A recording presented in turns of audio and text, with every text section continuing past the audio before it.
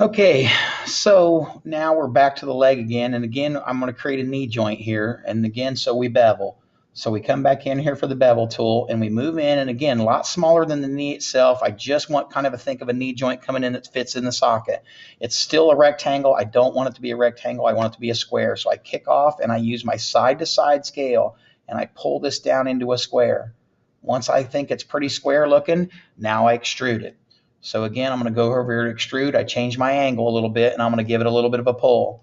So give it a little bit of a pull, and again, we're just creating kind of like the knob of the knee. We're not creating like the whole leg, so it doesn't need to be really long.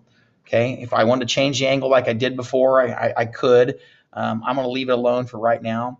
And now it's time to create a shelf again. So I click off, and I click back on extrude, and I'm going to zoom in so you can see again, I just extrude a little. Okay, now that I extrude a little, I get back on and I proportional scale. So I'm going to look at it from the bottom, and I'm going to click off so I can get my thing up. And now proportional scale is the gray one. So I'm going to get my proportional scale, and I'm going to almost go out to the bottom of the thigh. All right. So once I proportional scale, I go back to extrude again. Okay.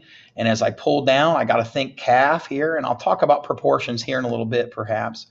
But I'm just thinking calf here. Let me zoom out, pull him down a little bit. So that's probably ballpark. I might go a little farther. Okay, we're going to think calf. And again, the calf isn't the same length the whole way down. So again, you click off so the gizmo shows back up, and you proportional scale it in a little bit. And you go, that's not looking too bad, and you call it good. Okay, so now my last thing I'm going to do is create a foot. Okay, so let's talk about creating a foot from here. I'm just going to go ahead and extrude down. So again, I'm just going to hit extrude. I'm going to go ahead and just pull it straight down out of here. And then if I consider this to be the front of my face, this is where I go back to moving lines again. I go back to moving lines, and I just want just this line right here.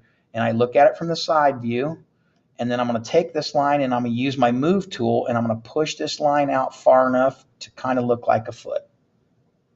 Okay. And then if I go back in, you'll see that I got a Blockman, and I got a foot on the bottom of him, and he's not looking too bad. And now all that's left to do is put on arms.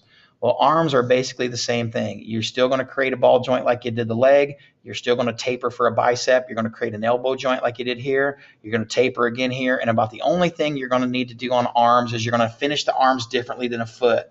I don't know if I want to spend a whole other video doing that right now, but that's what we'll do.